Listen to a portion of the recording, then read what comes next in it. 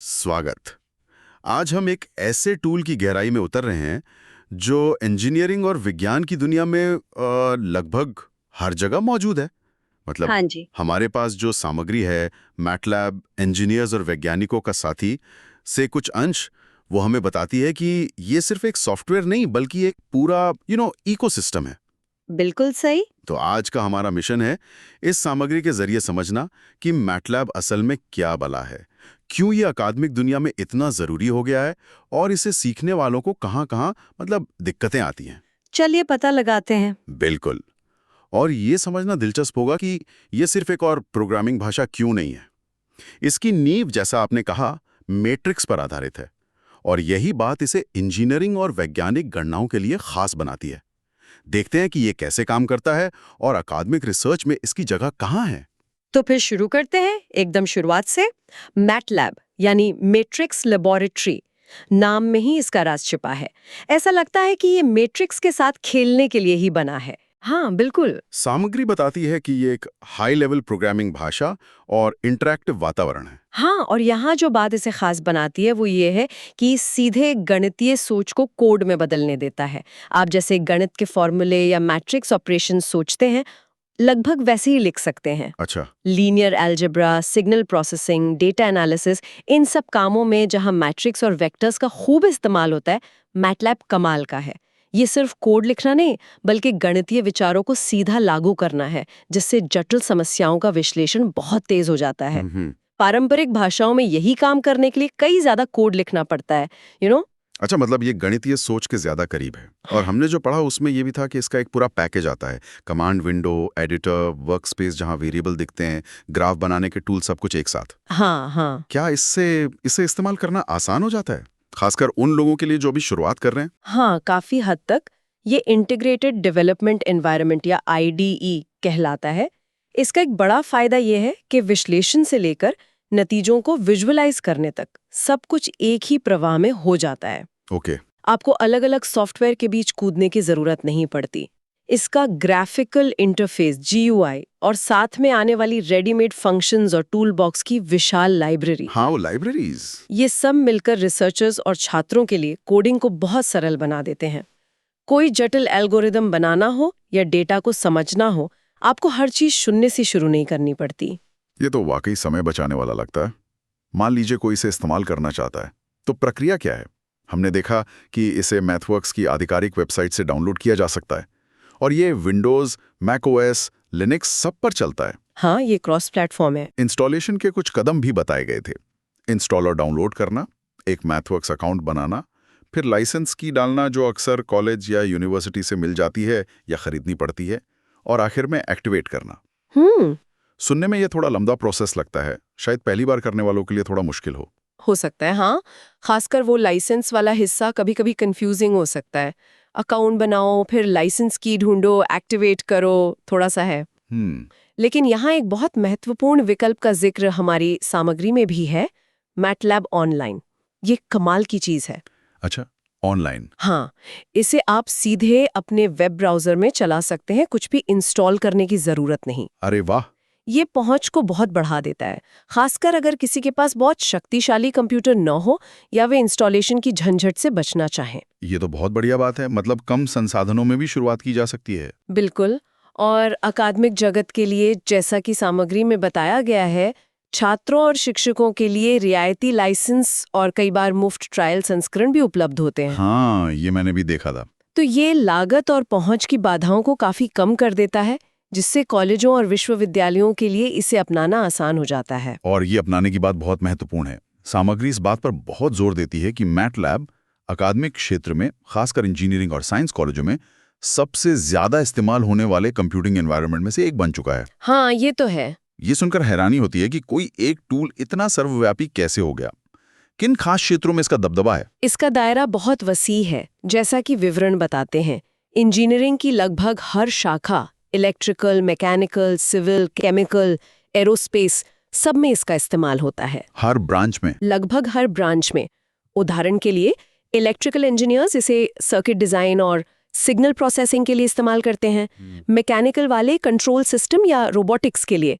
गणित और सांख्यिकी में ये linear algebra, differential equation solve करने, न्यूमेरिकल एनालिसिस के लिए एक मानक उपकरण बन गया है। यहाँ तक कि कंप्यूटर साइंस में भी इसका उपयोग होता है, एल्गोरिदम बनाने, इमेज प्रोसेसिंग करने। इमेज प्रोसेसिंग भी? हाँ, और अब तो इसके विशेष टूल बॉक्स की मदद से आर्टिफिशियल इंटेलिजेंस और मशीन लर्निंग के कामों के लिए भी। वाओ, मतलब ये सिर्फ टेक्स्ट बुक के सवालों तक सीमित नहीं है, असल दुनिया की समस्याओं पर भी काम आता है। बिल्कुल, इसकी असली ताकत वहीं दिखती है। सामग्री बताती है कि छात्र इसे अपने फाइनल ईयर प्रोजेक्ट्स, कैपस्टोन और रिसर्च में खूब इस्तेमाल करते हैं। Capstone projects. हाँ, सोचिए रोबोटिक्स के छात्र एक रोबोट के चलने का रास्ता प्लान कर रहे हैं, या सिविल इंजीनियरिंग के छात्र किसी पुल के स्ट्रक्चर का विश्लेषण कर रहे हैं, या बायोमेडिकल वाले मेडिकल इमेज को प्रोसेस कर रहे हैं। इन सब में मैटलैब या इसके साथी सिम्युलिंक का इस्तेमाल होता है। सिम्युलिंक? हाँ, उसका नाम भी सुना है। सिम्युलिंक तो ग्राफिकल मॉडलिंग का माहौल देता है, जहां ब्लॉक डायग्राम बनाकर सिस्टम डिजाइन और सिम्युलेट कर सकते हैं। बहुत इंट्यूटिव है वो भी। अच्छा। प्रोफेसर इसे न सिर्फ असाइनमेंट और लैब एक्सपेरिमेंट्स के लिए इस्तेमाल करते हैं, बल्कि क्लास में रियल टाइम सिम्युलेशन दिखाने के लिए भी। Real time simulation? वाह। हाँ, ये सिद्धांत और व्यवहार के बीच की खाई को पाटने में मदद करता है। तो ये अकादमिक जगत में बहुत मजबूती से स्थापित है, लेकिन क्या ये सब इतना आसान है? क्या छात्र इसे आसानी से अपना लेते हैं? सामग्री इशारा करती है कि छात्रों को कुछ आम मुश्किलों का सामना भी करना पड़ता है। हाँ, बिल्कुल। जैसे वो इंस्टॉलेशन और लाइसेंस वाली बात जो हमने पहले की। हाँ, वो तो है ही। इसके अलावा एक और चुनौती है इसका सिंटैक्स, यानी कोड लिखने का तरीका। सिंटैक्स कैसे अलग है? ये पारंपरिक प्रोग्रामिंग भाषाओं जैसे C++, जावा या पाइथन से थोड़ा अलग है। मतलब मैट्रिक्स पर इतना केंद्रित है कि कई ऑपरेशंस जो दूसरी भाषाओं में लूप लगाकर करने पड़ते हैं, वो यहाँ एक ही लाइन में हो जाते हैं। अच्छा, मतलब शॉर्टकट जैसा। हाँ, एक तरह से। लेकिन जो छात्र दूसरी भाषाओं से आते हैं, उन्हें शुरुआत में इसकी आदत डालने में थोड़ी दिक्कत हो सकती है। उन्हें लगता है कि ये अलग तरीके से काम करता है, वो वेक्टर वाला लॉजिक पकड़ना पड़ता है। अच्छा, तो सिंटैक्स एक हर्डल है, और क्या है? फिर आते हैं टूल बॉक्स। मैटलैब की असली ताकत इसके स्पेशलाइज्ड टूल बॉक्स में है, जैसे सिम्युलिंक। हाँ, Simulink. Image processing toolbox, control system toolbox, signal processing toolbox, और भी बहुत सारे हैं। बहुत सारे हैं। हाँ, बहुत। ये टूल बॉक्स अविश्वसनीय रूप से शक्तिशाली हैं, लेकिन ये अपने आप में काफी विस्तृत और जटिल भी हो सकते हैं। हर टूल बॉक्स को सीखना अपने आप में एक काम है। ओह। छात्र अक्सर कंफ्यूज हो जाते हैं कि किसी खास काम के लिए कौन सा फंक्शन या कौन सा टूल बॉक्स इस्तेमाल करें। ऑप्शंस बहुत ज्यादा हैं। तो ये टूल बॉक्स दो धारी तलवार की तरह है, बहुत शक्तिशाली लेकिन सीखने में मुश्किल। बिल्कुल सही कहा। सामग्री में कुछ और व्यवहारिक दिक्कतों का भी जिक्र था, जैसे बड़े डेटा सेट को संभालना या प्रदर्शन को बेहतर करना, स्पीड वगैरह। हाँ, ये बहुत आम समस्या है। जब आप असली दुनिया के डेटा के साथ काम करते हैं, तो डेटा का साइज बहुत बड़ा हो सकता है। अगर कोड ठीक से नहीं लिखा गया है, मतलब ऑप्टिमाइज्ड नहीं है, तो मैटलैब धीमा हो सकता है। धीमा हो जाता है? हाँ, काफी धीमा। यहीं पर परफॉर्मेंस ऑप्टिमाइजेशन की बात आती है। सामग्री इशारा करती है कि छात्रों को कोड को कुशल बनाना सीखना होता है। कुशल बनाना मतलब? एक क्लासिक उदाहरण है लूप्स की जगह वेक्टराइजेशन का उपयोग करना। मतलब वेक्टर और मैट्रिक्स ऑपरेशंस के लिए ऑप्टिमाइज्ड है। इसलिए अगर आप कोड को इस तरह से लिख सकते हैं कि वो पूरे वेक्टर्स या मैट्रिसेस पर एक साथ काम करे, तो वो अक्सर फॉर लूप से कहीं ज्यादा तेज चलता है। अच्छा, तो लूप्स अवॉइड करने चाहिए? हमेशा नहीं, पर जहां हो सके वेक्टराइजेशन बेहतर है। ये कॉन्सेप्ट समझना और लागू करना जरूरी है, खासकर बड़े डेटा के लिए। ये तो कोडिंग की बारीकियां हुई, और रिपोर्ट्स वगैरह बनाने में वो ग्राफ्स ऑफ प्लॉट्स, वो एक और बड़ी चुनौती है। सच में एकेडमिक काम में सिर्फ नतीजा निकालना काफी नहीं होता, उसे सही तरीके से प्रस्तुत करना भी जरूरी है। हाँ, प्रेजेंटेशन तो जरूरी है। आपको अपनी फाइंडिंग्स को स्पष्ट, पठनीय ग्राफ और प्लॉट्स के साथ अपनी रिपोर्ट या थीसिस में शामिल करना होता है। मैटलैब में विजुअलाइजेशन के बहुत शक्तिशाली टूल हैं, लेकिन सही तरह का प्लॉट चुनना, उसे ठीक से लेबल करना, उसका रेजोल्यूशन सेट करना, फॉन्ट्स ठीक करना, हाँ, ये सब डिटेल्स, और फिर उसे डॉक्यूमेंट में सही ढंग से एक्सपोर्ट करना, ये अपने आप में एक कला है और इसमें काफी समय लग सकता है। छात्र अक्सर यहाँ आके अटक जाते हैं कि अच्छा सा दिखने वाला ग्राफ कैसे बनाएं जो पब्लिकेशन क्वालिटी का हो। समझ गया। तो इंस्टॉलेशन से लेकर सिंटैक्स सीखने, टूल बॉक्स समझने, कोड को तेज बनाने और फिर नतीजों को ढंग से पेश करने तक कई पड़ाव हैं जहां छात्रों को मदद की जरूरत पड़ सकती है। बिल्कुल। इसी संदर्भ में सामग्री एक सहायता प्रणाली का जिक्र करती है, पेन कंटेंट डिजिटल। बताया गया है कि ये छात्रों और शोधकर्ताओं को मैटलैब के उपयोग में कदम दर कदम सहायता प्रदान करता है। ये किस तरह की मदद होती है? सामग्री के अनुसार ये मदद कई स्तरों पर होती है। ये बुनियादी असाइनमेंट और लैब रिपोर्ट में मदद कर सकते हैं, जैसे मैट्रिक्स ऑपरेशन करने के लिए स्क्रिप्ट लिखना, किसी दिए गए सिस्टम का सिमुलेशन चलाना या सिग्नल डेटा का विश्लेषण करना। बेसिक लेवल पर। हाँ, और इससे आगे बढ़कर वे मिनी प्रोजेक्ट्स और फाइनल ईयर कैपस्टोन प्रोजेक्ट्स के लिए भी मार्गदर्शन प्रदान करते हैं। उदाहरण के लिए रोबोटिक्स में पाथ प्लानिंग एल्गोरिथम लागू करना, इमेज रिकॉग्निशन के लिए एक सिस्टम बनाना या मैटलैब का उपयोग करके एक सरल AML मॉडल विकसित करना। तो ये सिर्फ कोड लिखकर देने जैसा नहीं है, बल्कि प्रोजेक्ट में मदद करना है। हाँ, ऐसा ही लगता है। और सामग्री में टूल बॉक्स ट्रेनिंग, कोड की गलतियां सुधारने, डीबगिंग, ऑप्टिमाइजेशन सिखाने और वो डॉक्यूमेंटेशन वाली समस्या में मदद करने का भी जिक्र था। बिल्कुल। सामग्री स्पष्ट रूप से कहती है कि वे विशिष्ट टूल बॉक्स पर प्रशिक्षण देते हैं, जैसे सिमुलिंक में मॉडलिंग कैसे करें, कंट्रोल सिस्टम टूल बॉक्स का उपयोग कैसे करें या डेटा विजुअलाइजेशन के लिए एडवांस्ड प्लॉट्स कैसे बनाएं। ट्रेनिंग भी। हाँ, कोड में एरर ढूंढना और ठीक करना, डीबगिंग, एक बहुत बड़ा सिरदर्द होता है, उसमें भी वे मदद करते हैं। हाँ, डीबगिंग तो मुश्किल है। साथ ही कुशल कोड लिखने के तरीके सिखाने में भी, जैसे प्रभावी लूप्स का उपयोग करना या वेक्टराइजेशन को कब और कैसे लागू करना है। और हाँ, वो एकेडमिक डॉक्यूमेंटेशन वाला पहलू भी महत्वपूर्ण है। वो ग्राफ्स वाला। हाँ, सामग्री बताती है कि वे मैटलैब से मिले नतीजों, ग्राफ, प्लॉट्स, टेबल्स को थीसिस, शोध प्रबंध या जर्नल पेपर जैसे एकेडमिक दस्तावेजों में प्रोफेशनल तरीके से एकीकृत करने में सहायता करती है। वन-ऑन-वन लर्निंग सेशन का भी उल्लेख है, जिससे व्यक्तिगत मार्गदर्शन मिल सकता है। तो अगर हम सामग्री की बात माने, तो ये सिर्फ फौरी तौर पर कोडिंग की समस्या हल करने के बारे में नहीं है, बल्कि ये छात्रों और शोधकर्ताओं के इंजीनियरिंग और रिसर्च करने के तरीके को प्रोफेशनल मानकों तक ले जाने का एक प्रयास लगता है।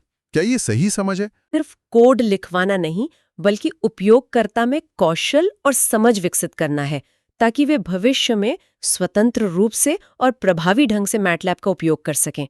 ये मछली पकड़ना सिखाने जैसा है, न कि सिर्फ मछली देने जैसा। ठीक है, तो हमने काफी कुछ कवर कर लिया। अगर हमें सारी जानकारी को समेटें तो क्या मुख्य बातें निकलती हैं? एक तरफ मैटलैब इंजीनियरों और वैज्ञानिकों के लिए एक अविश्वसनीय रूप से शक्तिशाली उपकरण है। हाँ, इसमें कोई शक नहीं। ये जटिल गणनाओं और सिमुलेशन को नाटकीय रूप से तेज और ज्यादा सुलभ बनाता है। यह अकादमिक दुनिया में लगभग अनिवार्य सा हो गया है। बिल्कुल। लेकिन दूसरी तरफ इसकी शक्ति के साथ जटिलता भी जुड़ी हुई है। छात्रों के लिए मुख्य बाधाएं अक्सर इसके विशाल टूल बॉक्स के विकल्पों में खो जाना। हाँ, वो टूल बॉक्स। महत्वपूर्ण, अपने विश्लेषण के परिणामों को एकेडमिक मानकों के अनुसार स्पष्ट और प्रभावी ढंग से प्रस्तुत करना, डॉक्यूमेंटेशन। इन कौशलों को विकसित करने में समय, अभ्यास और अक्सर मार्गदर्शन की जरूरत होती है। और यहीं पर जैसा कि सामग्री बताती है, पेन कंटेंट डिजिटल जैसी सहायता प्रणालियां तस्वीर में आती हैं। हाँ, उनका घोषित उद्देश्य इसी अंतर को भरना है, यह सुनिश्चित करना कि मैटलैब से जुड़े असाइनमेंट और प्रोजेक्ट न केवल पूरे हों, बल्कि सही हों, कुशलता से किए गए हों और प्रोफेशनल तरीके से प्रस्तुत किए जाने के लिए तैयार हों। यहाँ एक गहरा सवाल भी उठता है, जो शायद सामग्री से थोड़ा आगे जाता है। जब हमारे पास मैटलैब जैसे इतने शक्तिशाली उपकरण होते हैं, हाँ, तो मूलभूत अवधारणाओं की गहरी समझ कितनी जरूरी रह जाती है। क्या ये उपकरण हमें इतने सक्षम बना देते हैं कि हम अंतर्निहित गणितीय और कंप्यूटेशनल सिद्धांतों को समझे बिना भी काम चला सकते हैं? अच्छा सवाल है। ये सिर्फ टूल चलाना सीखने और ये समझने के बीच का संतुलन है कि पर्दे के पीछे क्यों और कैसे सब कुछ काम करता है। कहीं ऐसा तो नहीं कि हम टूल पर इतने निर्भर हो जाएं कि बुनियादी बातों को नजरअंदाज करने लगे? ये वाकई सोचने वाली बात है। आज हमने मैटलैब की दुनिया में एक अच्छी खासी यात्रा की। हमने समझा कि ये क्या है, अकादमिक जगत में इसका इतना बोलबाला क्यों है, छात्रों को क्या मुश्किलें आती हैं और सामग्री के अनुसार किस तरह की मदद उपलब्ध हो सकती है। हाँ, हमने देखा कि कैसे ये मैट्रिक्स गणनाओं की नींव पर बना है और जटिल सिमुलेशन और डेटा विश्लेषण तक फैला हुआ है, जिससे ये आधुनिक इंजीनियरिंग और विज्ञान शिक्षा और अनुसंधान का एक अभिन्न अंग बन गया है। ये निश्चित रूप से समस्याओं को देखने और हल करने के तरीके को बदल रहा है। इस पूरी चर्चा के बाद एक विचार जो मेरे मन में घूम रहा है, और शायद हमारे श्रोता भी इस पर सोच सकते हैं, जैसे विशेष उपकरण और भी ज्यादा शक्तिशाली और ज्यादा सुलभ होते जा रहे हैं, भविष्य में सीखने की प्रक्रिया खुद कैसे बदलेगी? क्या इन उपकरणों का बढ़ता उपयोग हमें उन मूलभूत गणितीय और वैज्ञानिक सिद्धांतों से दूर ले जाएगा जिन पर ये टिके हैं? या फिर क्या ये हमें उन सिद्धांतों को और भी ज्यादा जटिल, वास्तविक दुनिया की उन समस्याओं पर लागू करने में सक्षम बनाएगा जिनका समाधान पहले शायद संभव ही नहीं था? ये एक दिलचस्प पहेली है जिस पर विचार किया जा सकता है। बिल्कुल, सोचने के लिए एक अच्छा मुद्दा है।